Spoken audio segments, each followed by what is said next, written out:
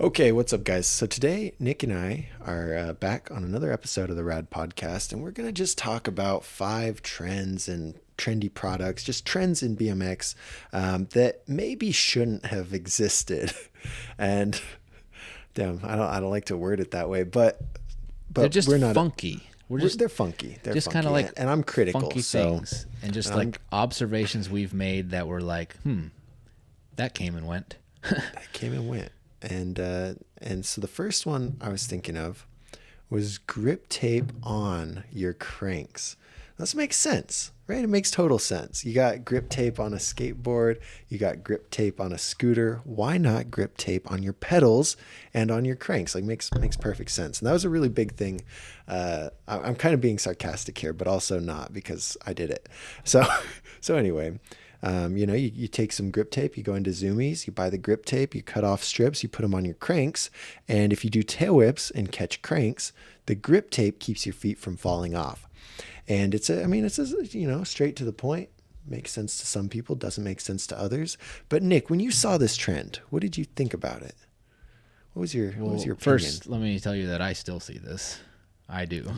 You do it? Occasionally. No, I still see it. I still occasionally see it. Oh, so it's not a dead trend. It's not dead yet. And so we're talking about grip tape on the top of the cranks, So if we're left foot forward, like we're running when the cranks are flat, grip tape. Yeah. Okay. And now, I can see, I'm trying to think of somebody specific who rides that, but I can't think of any. I can see the benefit of it, which is probably why it's still around a little bit. Because if you are landing cranks a lot, especially some people, they land like super cranks, like no pedal.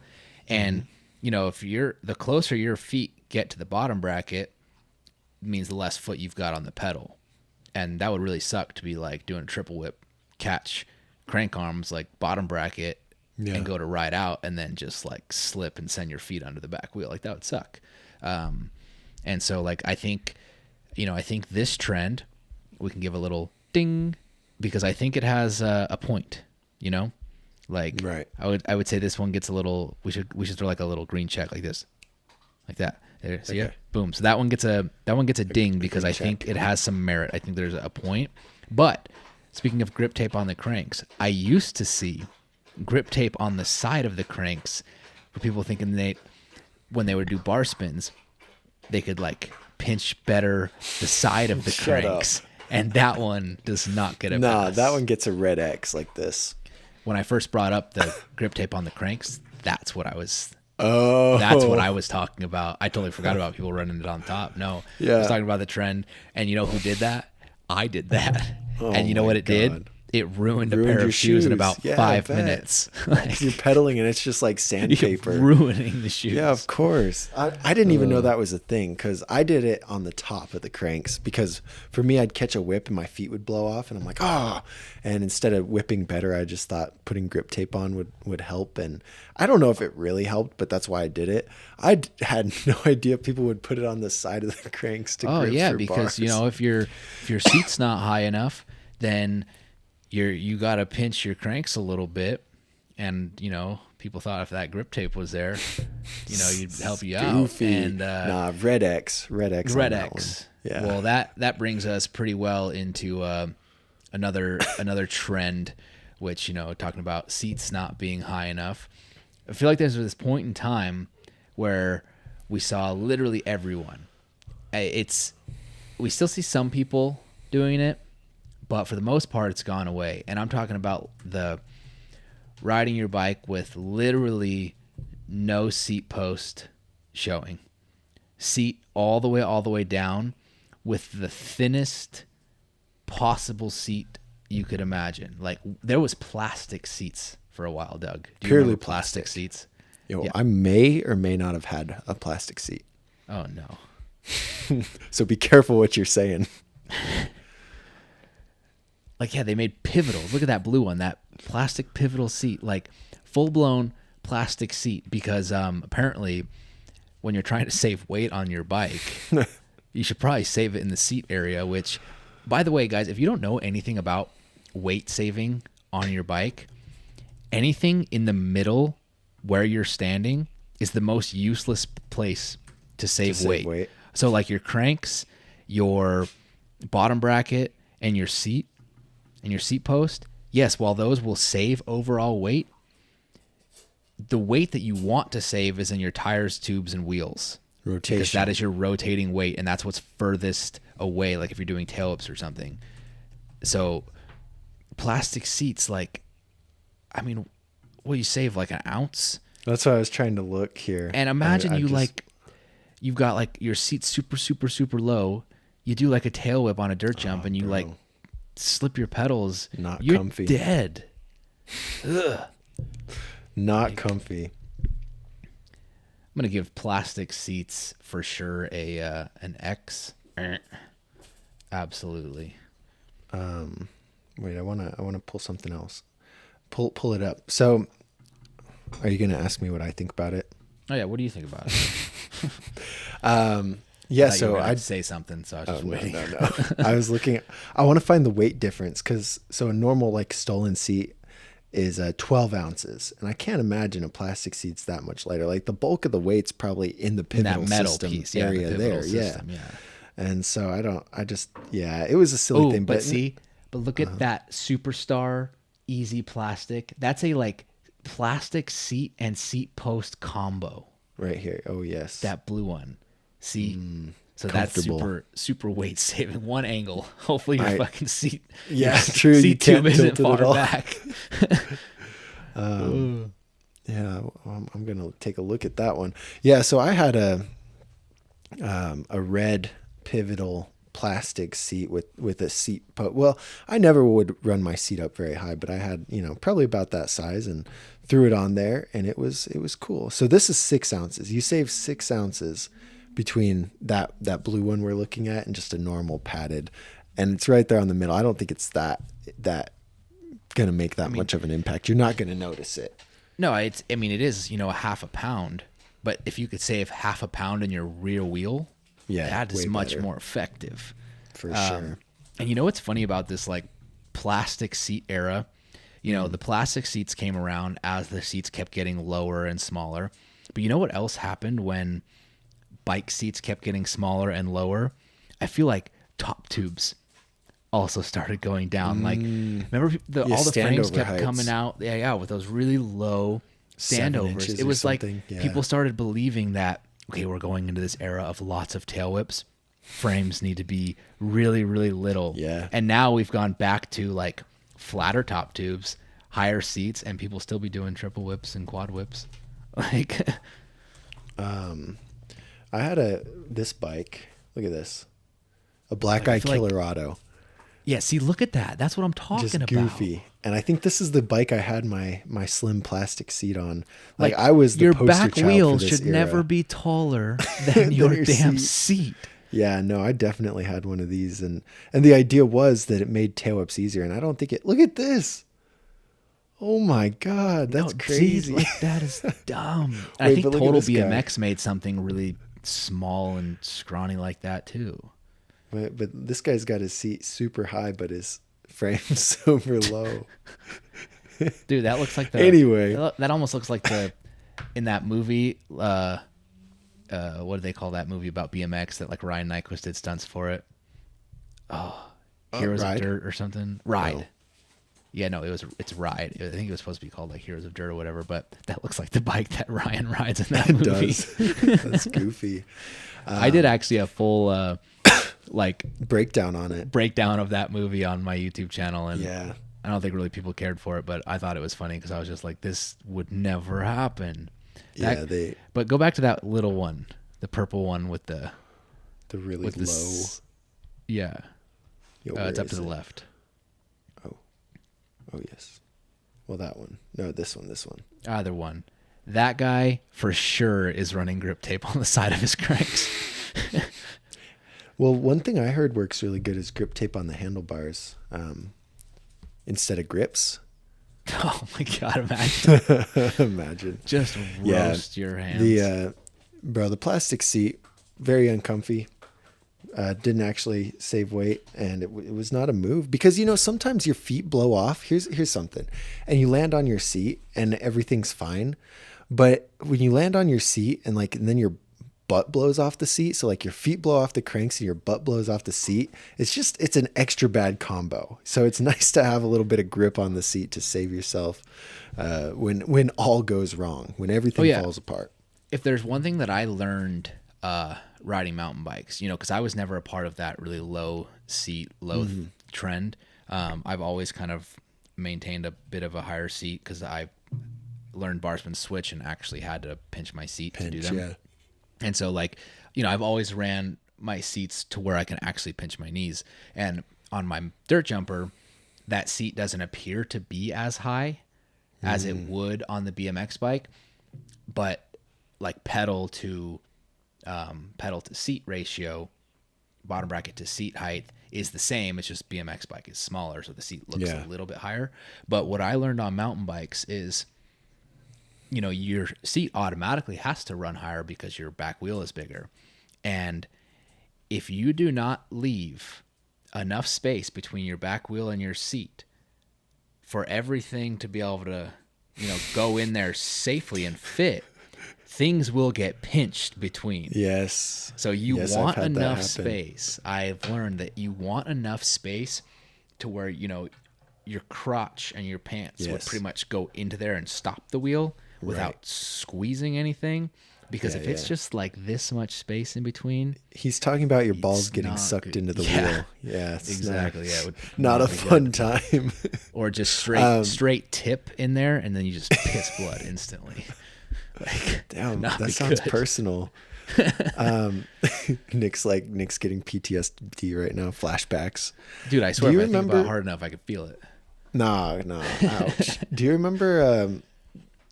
I was kind of outside of this, but the really, really small handlebars was kind of a goofy thing. That's what my friends, when I started riding, like my older friends were riding when I moved to Las Cruces. But then it was like next thing I knew, everyone had 10, 11, So it was like Mike was on 7.5-inch handlebars when I met him. And then a year later, he's riding 11s. And I'm like, whoa, what happened? Do you remember that trend? Yeah, no, it's wild. Cause like, if you watch old props videos, small bars, I don't know really were a trend. That's just what it was.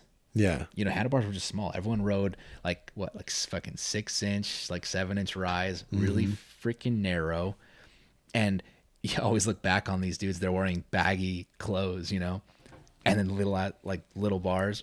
Yeah, look tiny so much bars. Bigger on their BMX bikes, and those bikes were 40 pounds, But yeah, it's like then as soon as people started creeping towards a little bit bigger bar, like, because even in the Scotty Crammer early days, he was running really tiny bars.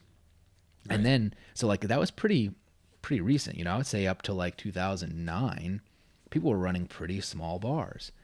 And then all of a sudden, it's like, people are like, oh, maybe we should try like 8-inch bars, 9, fuck it, let's go to 11. Yeah, it was a quick jump too. Like it went from small to big. It overlapped with those small frames and those small seats. So you had these little standover bikes with 11-inch freaking bars. And it's like, why?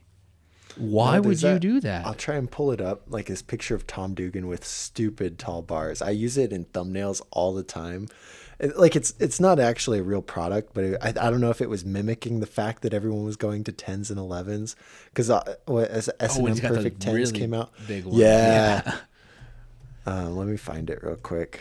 But then it seemed like everyone kind of snapped out of it and went back to 9 1/4. Like everyone's chilling on a normal size now. Everyone kind of went to this middle ground. They're like, okay, we went really big, now let's tone it back. And it's funny, I actually rode Perfect 10s for like a couple months when I was like maybe 16. I think when I learned to flip, I had Perfect 10s on my bike. You actually rode 10s? Yeah, because I was pretty new to BMX and like that was in, and I was like, oh, it's gonna make things better. No, yeah, that one. That's so funny. Look at those. Like that is the epitome of BMX at that time. And the thing about 10s and 11s, one thing people really don't understand, and I used to have to explain this to people at the bike shop, like kids would come in that were like 5'4", and they'd be like, I want to ride Perfect 10s. Yeah. Why? Yeah, why, for real? Like that's going to put you in such a weird body position. Like I could see if you were, 6'5", riding a 21-inch top tube, the longest back end you can, and you wanted perfect 10 so you weren't as far bent over. Like, I totally get that. But do you know how much leverage there is on your stem with 10 and 11-inch bars?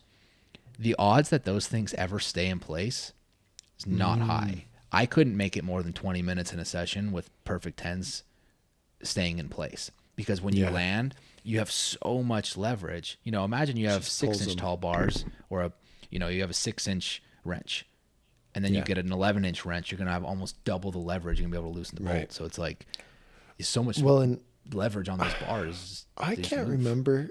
I rode Hoder bars at one point. So I always rode like 8.75. And then recently I've switched up to 9 and 9 1/4. But early it was just 8.75 or 8.5. And I bought S&M Hoder bars, and they might have been 9.5 or something, like close to 10. But I was like, nah, 10's too crazy. And I hated them. Because for me, like, not only do you have extra leverage on your stem, to keep for the bars slipping, but that extra height gives you leverage in general with your bike control, And so having that extra height makes it easier to pull up into a manual theoretically, or pull back. But for me, it was so uncomfortably easy. Like, just a little bit of weight shift airing a quarter almost killed me. And I could not control it because those bars were so high. And maybe, and as a tall rider, it was just really uncomfortable for me. So I was like, this is not it. And so then I backed off a little bit. It's so weird too, because I still have 875s on my BMX bike, and I still run it. Like, 9 might be comfortable, but people forget how much in BMX and mountain bikes both, when we're talking about geometry, how much fractions of an inch make. Right. Like, a 20.5 bike to like a top tube to a 20.75, that makes a big difference. You go from 8.75 inch rise bars to 9, that makes a pretty big difference. Like, you're going to notice it. Or if you have 9-inch rise bars with a front load stem, and then you go to a top load, that's a pretty big difference. It's very minor adjustment. It's just millimeters, but you really notice it. Like, a quarter of an inch is a lot, ladies. Exactly. So, oh my God. So why were kids with like 8.5 inch rise bars going, I need 10? Dude, jumping up an inch and a half? Like, you'd be lucky if you can even ride your bike still.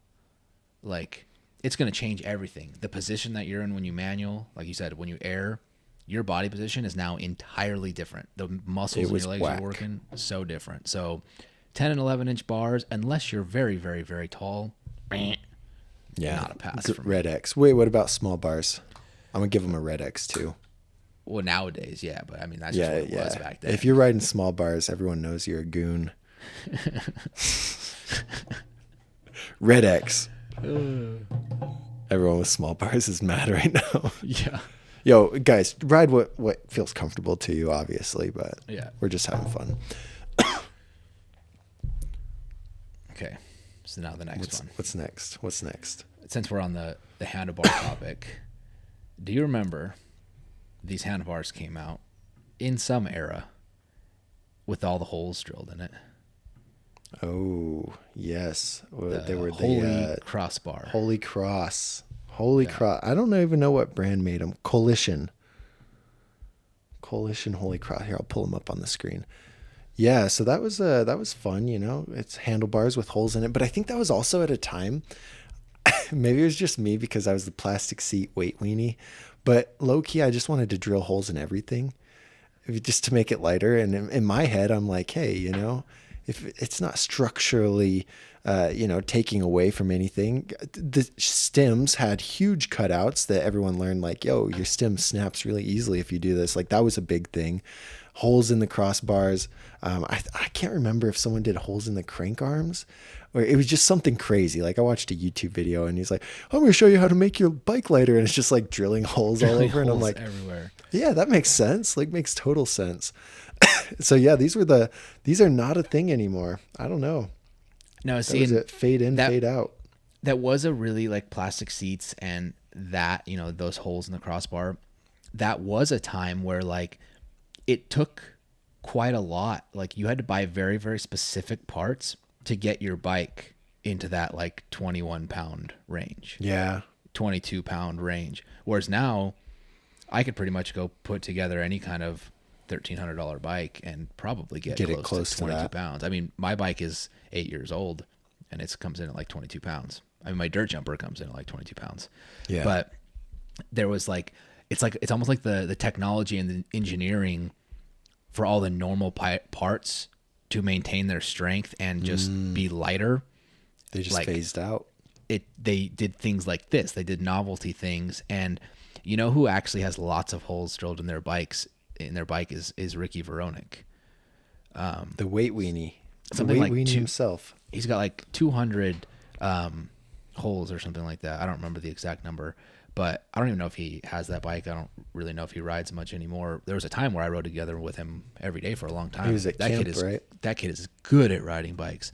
But, you know, he had invested so much money in having the lightest bike known to man. Everything was tie.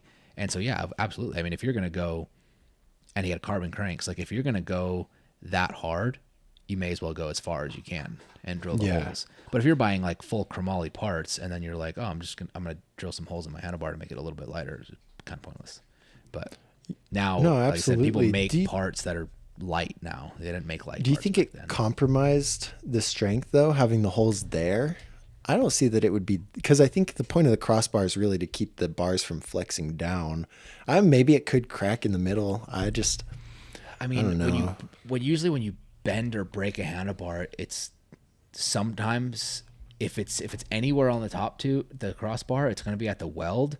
Otherwise, generally it's where the bars are bent. That's usually where you do more damage, is where the bar is already bent. And like, so if you land really hard or something, you generally bend that bar down. So I don't think structurally it would have anything. Yeah, that bike. Yeah, dude, I've rode that bike. That bike is really hard to ride. That bike is absolutely very difficult to ride.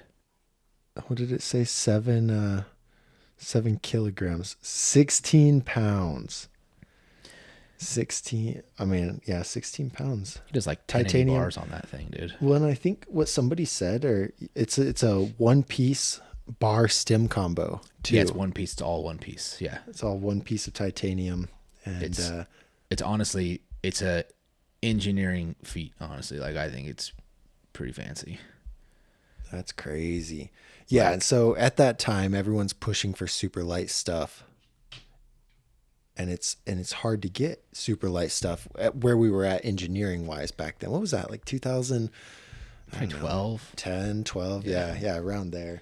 Whereas now, like, you know, a lot of guys are running tie frames, and the guys who aren't running tie frames have kind of realized that, you know, 23 pounds, 22, 23, a lot of guys have realized they don't really need anything much lighter than that.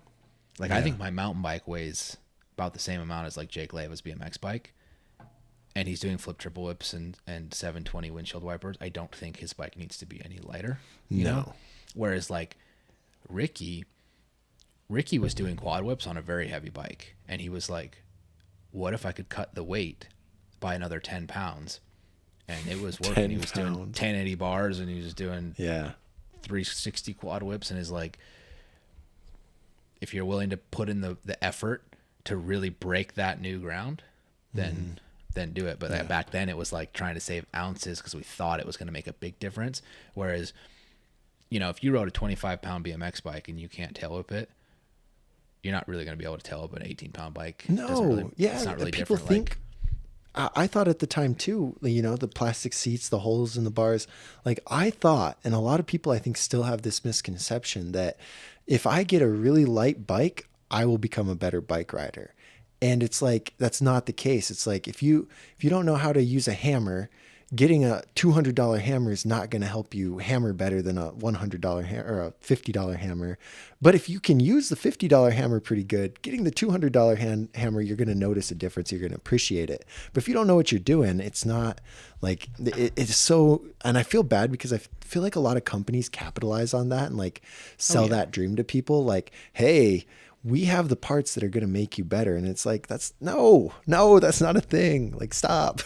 No, yeah. I mean, because it's like, again, you know, we talked about kind of like rotating weight, and we talk about stuff like that. And if you want a tail whip easier, you don't need lighter, you need shorter. Like a shorter frame. More responsive. Shorter frame is going to spin around faster. Like, I could do tail whips on BMX, double whips, blah, blah, blah, blah, blah. Get on the mountain bike. Can instantly tail whip, but also instantly know that it's more difficult. It takes more of the same technique to get that whole bike around. And so, if I'm doing like double whips, into the bag on mountain bike, which I don't do much, get on my BMX bike, 2 comes around really, really fast. Yeah. But it's because my technique is already there. But like the thing is though, I can't do 3 on my BMX bike, even though you'd think if I can do 2 on the mountain bike, I should be able to do 3 on the BMX. It doesn't really work like that because 3 is now a new technique. It's a new feeling getting past 2, and the timing is now different. And so it's like I said, just making your bike lighter isn't going to make you all of a sudden do that. And that was a big trend of just making everything smaller and lighter. Yeah, but you know what did? So there's a lot of things that people did to their bikes to make it to try and make it easier for them to be better. And most of these things, like, they didn't actually do anything. The lighter bars didn't actually make bar spins easier or anything. But this one trend really helped, and that was the tennis balls and the spokes. You're all listening intently. You're like, where is he going? I know. I was like, ooh, this is going to be interesting. But that was a trend, you'd put the tennis balls in your spokes and you'd instantly get better. And I remember seeing Merit had their own branded tennis balls that they would sell to people. And, you could get them from Walmart, but do you remember that? That was fun. I don't remember that, but I feel like I still randomly see people with tennis balls and spokes. And it's like some people would have 1. Some people would have like 4 in each wheel. 12. And now I was told it was the same with, people wear they would have like the bracelets around their hub. Remember? It's like same era. Like people have bracelets around the hubs. And so I was told that the bracelets around the hub were to clean it. Yeah, yeah. Do you think that actually I believe worked? It. Yeah, for sure. Because you think? If I look at my hubs right now, like, they get dirty, and some people would tie a shoelace, but that's kind of what I mean. It's like more of like that kind of thing, that kind of. And it would stay there as the hub spins, and so it would rub it, and I think it actually did work. The tennis ball.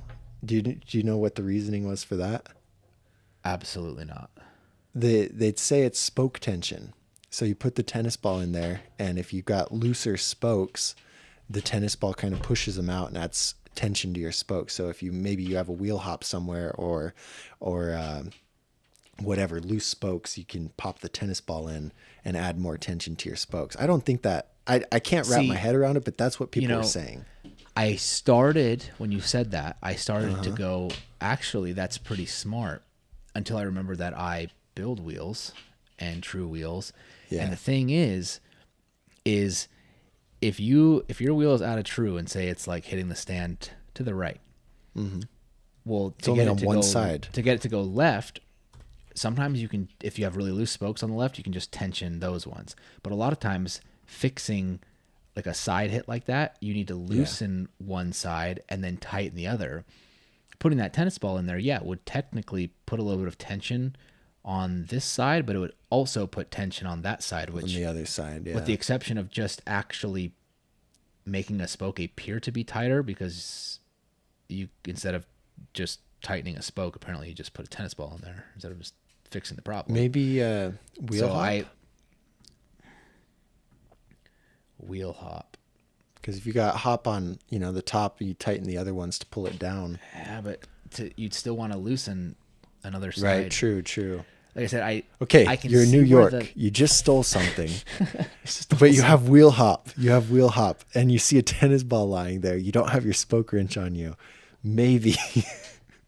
See, and like I said, like I feel like there might be a little bit of like merit to that. Like it might help, but it's not going to solve the problem. But it might be like a temporary fix. But I think most people, if you're running 4 in your wheels, both front and back, people are doing it because it was more of a trend than anything. It's swag points. That's it. Yeah. No, I agree. I think people ask like, oh, what's it for? And you can tell them the fancy answer like, oh, it's, spoke tension. But that's not really it. You just like to do it because it's a cool trend. That's honestly, there's no way it actually works. I'm gonna give a shout out to a bike school member real quick. If he's watching, Andrew? he might be. Andrew JB does the chickens in the spoke. Help with the spoke tension.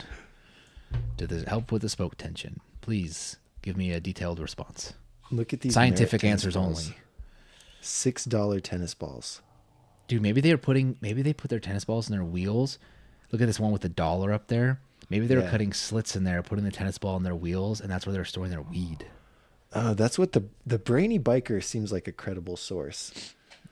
Why do BMX riders let's see what put they tennis say. ball? Why? Let's watch it.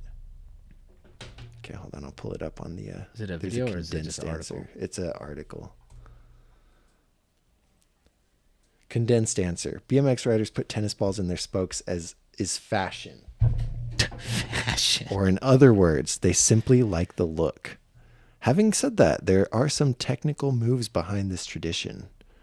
Oh my god, this is a long article. This is somebody who definitely does not ride BMX that wrote Adds this article. drag. Yeah. It's drag. Yeah, It can be used. Wait, hold on. Wait a minute. Here we go. Where was it? Wait. Hold on. A tennis ball can be used to store small items. That could be. You know, I never thought of that. Do the FTL ones have a slit in them? This looks sus. Oh, but yeah, you can't tell. I feel like we're gonna this video.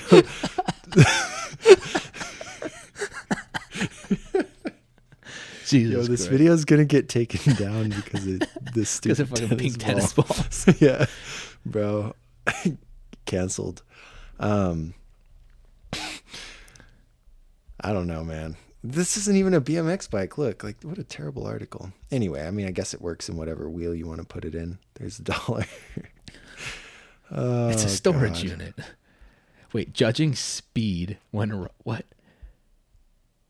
Extra visibility. You can judge speed when riding a free coaster hub. They're bullshit. There's If no way. if the ball is rolling fast, so is the bike. That's what it says.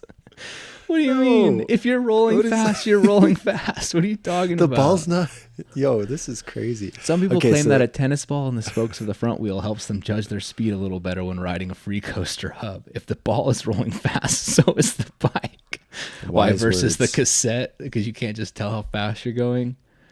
Yeah, We should add man, that you into got- our course videos. Say, hey, if you're having trouble judging speed, put a fucking tennis ball in your front Put it wheel. in And the- in the if it's judging spinning speed fast, yeah, video. make sure you're looking down at it. And if the ball is spinning fast, you're Right. probably going pretty fast. Hey, I know you're trying to do a trick and all, but what you really need to do is stare at this tennis ball. Yeah, in make your sure wheel this to make tennis ball sure- is going 100 revolutions a minute. Yeah, you're rolling towards El Toro to have enough speed to clear it. You've got to be doing at least 100 RPM. Yeah, Do you dude, think somebody wrote ChatGPT this. Who wrote does this? not ride. That's what I was gonna say. Somebody in India or AI, Oh, Jesus. written by B Writer.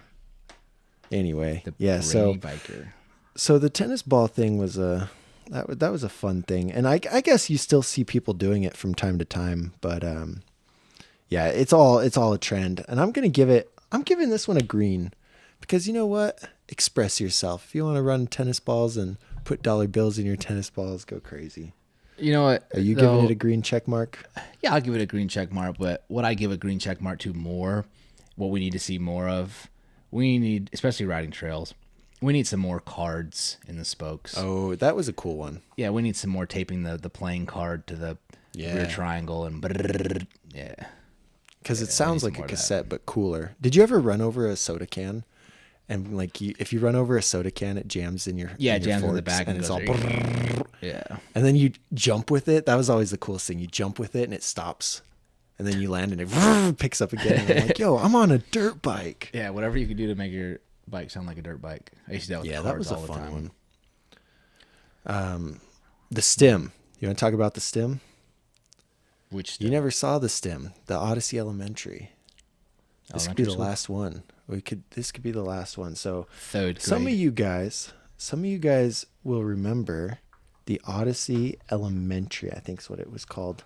They had a V2, V3, and a V1 stem. It was the hottest stem on the market at one point. It was like when I was first starting out, though, and yeah, and everyone wanted it until they realized it wasn't really all that it cracked up to be. It wasn't that special. And hold on, I gotta find it. Is this the one with the Pull one it up bolt on the screen? One bolt, yeah. So it had one bolt. It was all a wedge system. And let me just tell you, I worked at a bike shop for a long time. I've tightened a lot of things. I would never trust my handlebars on one bolt.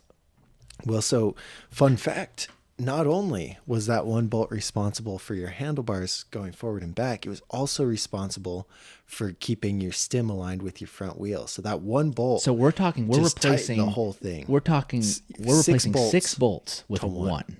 Yes. Absolutely not. Makes sense to me. Yeah, let me pull and it I up could here.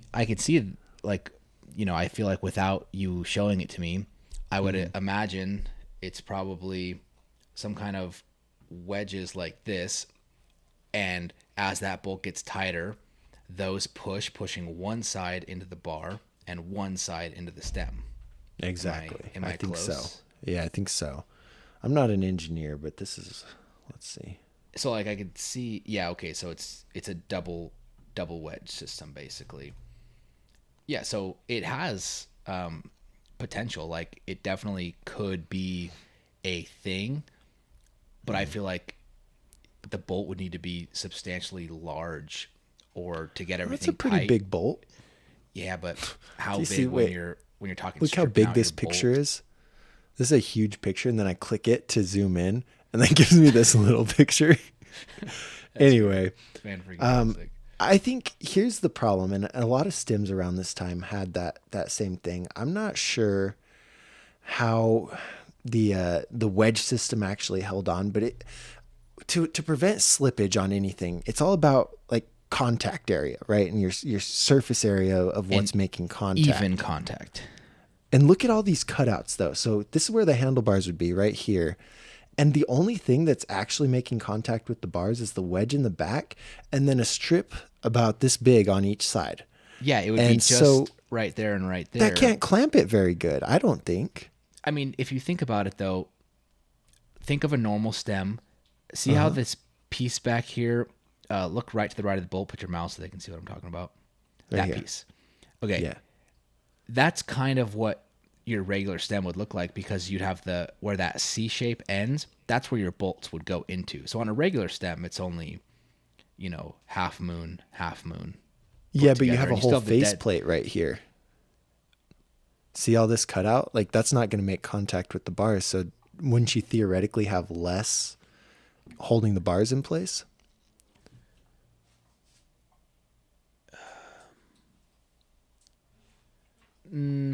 I don't know. I don't know if in the middle, I think the middle would strengthen the stem. I don't know if the middle actually would strengthen how tight it is against it, because where the bolts are is where it's contacting. So I'm not quite sure. Okay, can. Okay, here's this can. Wait, hold on. I mean, probably, because like all the more free ride type mountain bike stems have the full front, whereas like trail bike ones won't have the full front, which that would make sense that they're going to be tighter. They're also going to be bigger bolts. See, if this is the handlebar and I'm clamped on like this with just my finger, I feel like it slips a lot better. Whereas if I had got my whole hand clamping, aside from grip strength or anything like that, but it's like that. It's a lot easier for it to slip through that versus. Yeah, I guess because there'd be those grooves on the bar, Yeah, so biting into it. They would be stopping here knurling. instead of just here. So I think you're right. Yeah. Yeah, and so I think that comes like more than that part though might be more than just simple. You maybe can, because you can still get the bolts as tight. You just don't have as much surface area to like grip basically. Yeah, I agree. You got the same in the back. And the back, and stems in the back, I think 100% need. And look at where the wedges push in the back. Looks like it's not even actually going to push into anything. It's going to be all like side weird pressure. I don't know. Yeah, that's weird to try to explain. If I remember, I don't what people trust that. had. No thanks. No, everyone wanted one, and it was like, I don't know, it's a weird looking design, but it's like kind of cool. You just tighten one bolt and everything's good. You've you've got to take the whole wedge system out, and then your bars slide in between that main piece. Then you slide the wedge system back in, and then you slide it over your forks and then tighten it. And so if you want to replace your bars, you've got to pull them off your fork. Like, it's a whole process, you know? Dude, imagine you had a gyro and you tried to put that on. Oh God. Yeah. I didn't even think about that. My friends who did have it at the time, they were always adjusting it. And that wedge system would break periodically. Like, I don't know, it just wasn't super well developed, but the bars would slip all the time, I guess. And I don't know if it's because, you know, when you tighten it, maybe that 1.1 inch, because the bars are smaller diameter than the forks. And so maybe it was clamping tighter on the forks and it wasn't able to get tight enough for the bars. And so that's why, I don't know what it was, but like this was a really quick in and out. Like, I see people post pictures of this on in a Facebook group, and they're like, oh, I'm trying to find this. And some of the newer people are like, yo, what the hell is that? Like, what is that thing? Yeah, no, I could definitely see like what they try to do. They're like, you know, how can we make it easier? Just one bolt. Yeah. But it's kind of one of those things that while it's aimed to solve a problem, it didn't do the best at solving that problem, and it's just going to create a problem. Problems like, yeah, you know, that whole keep it simple, stupid, like that works. BMX bikes, all the things that have stuck around are very simple. They're simple and they work. Yeah. Well, they could be like Apple, and like they come out with this. So imagine they're all, yeah, we got this new stem that's really cool. And everyone's like, yeah, I love Odyssey. I'm going to buy this stem. And then the stem, you know, then it slips all the time. They're like, don't worry. We got you. Here's some anti-slip cream that you need to put on the stem. And everyone's like, yeah, cool. Like, instead of just going back to the very practical stem that works, they're like, here's a Band-Aid. Here's a $10 upcharge to use with our product. It's like, wait a minute. But that's totally an Apple thing. They're like, hey, we're not going to we're going to switch to USB-C. We're not going to include blocks. You got to buy your own block. And it's like, wait, what? I'm buying the phone. Like, how come? Why are you doing this to me? Oh, no headphone jack? Don't worry, we have an adapter. Yeah, we have an adapter. Just leave the headphone jack. You're gonna have to buy an extra one if you want to charge your phone and listen to your headphones at the same time. Or you can buy our new Bluetooth headphones. Yeah, ridiculous. Whichever one you want. They're smart about that. Oh yeah, it's all very intentional. You think anything they do is not intentional. I love Apple though. All right, well, you guys let us know if there's any other trends that we missed out on. And real quick before we go, I just wanted to make sure everyone that's listening has seen that clip of Daniel Sandoval trying to do a 360 double flare. Oof. This is the most insane clip I've ever seen. And I've been wondering when someone's going to do it. And Daniel has been doing 5 flares really high. And now all of a sudden he's dialed at double flares, which is funny because he's not really a flip guy. He doesn't really do a lot of flips. You think he's going to get that? All of a sudden, yeah, I watched that clip and I was like, dude, he probably has already done it and just hasn't posted it yet. You think so? You think he's got it in the bag? He's holding off till the next contest, huh? I don't know. I mean, that's a thing. A lot of people do that. I should call Jeremy and ask. Right now, live on the pod. Give me a clip. I want to see the clip. But that was insane. I watched that thing probably 100 times, and I'm just like, that is so insane. You pull so hard, get that spin, and then just yank it in. Like you wouldn't even. I don't even feel like you'd know where the landing was, and all of a sudden you'd ride away, and you'd be like, crazy. Well, what was the big Red Bull thing with Kieran O'Reilly? Was it a triple flare? I can't remember. He did a triple flare, yeah. Okay. So I was going to say, but like double flares are getting more and more common, but they're pretty uncommon right now. They're not something that like you see from very many riders. And then when he throws a 360 into it, I'm like, bro, Daniel is always on another level. He's always on one. Yeah, I feel like a lot more people are doing double flares now, but a lot of people are doing them to resi, not really doing them on ramps a lot. I would love to do one. I want to do it on the mountain bike. I don't think anyone's ever done it. But yeah, I doubt it, man. It's harder to spin around that bike with super huge wheels. I feel like mine would turn into like a cork 5 to front flip. But as long as I go upside down twice and land forwards, I don't know. It's fine. If you're a certain street rider, you could do a wall ride 360 and call it a wall ride flare. So I'm sure you could get away with the 540 cork being a double. Like, it's fine. It's life's what you make of it. Yeah, you know, because it's like double flare is kind of one of those things. Like some people do like kind of like almost straight double flip to like 180, and And then you have like Logan Martin and Daniel do very like double barrel roll, you know? Yeah. Whereas my flares are upside down, but they can be really corked 5. And so like I'm wondering if I tried it, would it stay on that first axis twice and then cork at the end, or would it do the full cork 5 first and then have the second flip be a straight front flip down? That's what I'm wondering. Like that would be kind of cool. Like if it's like That would because be imagine cool. That'd look cool. you see someone do a double flare and they go double barrel roll, so it's like 90 side flip 90. But imagine you take 2 flips and a 180 to make a double flare, but you go flare, so you're facing straight back, and then front flip And then straight it's just down a in. straight. It's like, Like Quinny that's rolls, 2 kind of very like that. different tricks, Right. but they're technically both a double flare, but they would look entirely different. But let's not even get started on flares and that's a fun axes, one. because that's a big argument. Yo, wait, you can't trust Daniel, and here's why, and then we'll end it. At camp, I was trying flares, and he's like, I don't know, doing crazy stuff into the airbag. And he's all, it's really easy. You just hit the quarter and then just do a backflip. Like, don't overthink it. And I'm like, won't I hit the wall? You know, because the quarter there's that wall. Right? He's like, no, you're fine. Just like hit the quarter, do a backflip. And I did, and I nose bonked the wall. And, and I'm like, yo, I'm never listening to Daniel again. Well, on the contrary, I did my first flare. I tried flares for a while, like in a backyard mini ramp and stuff. But when I landed my first flare ever, it was at Woodward, and it was on the lip of the Resi. I did it on the lip. And you know who was there Daniel? coaching me to land it? And was there when I landed it the first time ever? Daniel? Daniel. Oh, It was never- Daniel. Maybe you can't trust Daniel. Maybe he gave me bad advice. I don't know. I think He wanted me to pushed get through hurt. too He was much. mad. Well, that's I why. did. That's why I don't want to try the double flare right now with that bag. Is I think I either will push through the ramp, hit my head on the wall mid double flare, or I will land in the bag and then get bounced to the wall, hit the wall. The wall is really close, but It's a lose-lose. all right, let's call All it. right, guys. We will see you guys in the next video. See you.